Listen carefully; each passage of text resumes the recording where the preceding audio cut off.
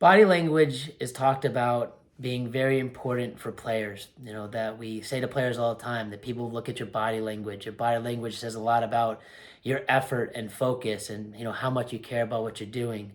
And this is 100% true.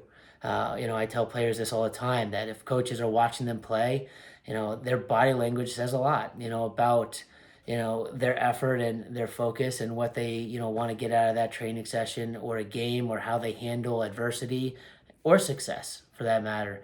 Body language is key. But what we don't talk a lot about is what body language from the coach should look like and how important that is.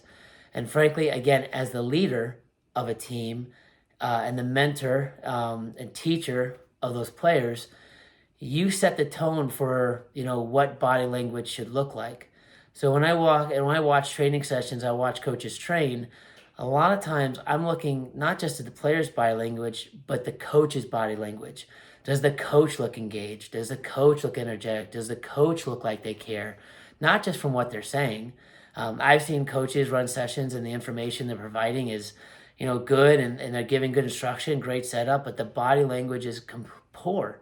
It's just not very good. And you can see that because of the body language being poor, that what is being said and being done is somewhat lost and drowned out by that. Just like with a player, if the body language is bad, even if they're doing really good stuff, sometimes it's hard to see that.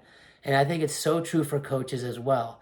I think we set the tone at practice and in games of what our body language looks like. If we show up to an early morning game, the coach is dragging and they seem tired and disinterested in being there, we can't expect the players to look and act any different.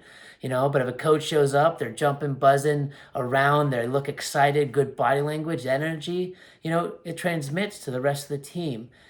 So it's key not just to talk about body language from the player standpoint, but also from the coach's standpoint, especially when things go wrong. If there's a moment in a game that turns out bad, a lost ball, a goal scored on, something goes wrong, bad call. What does the body language of the coach look like in that moment?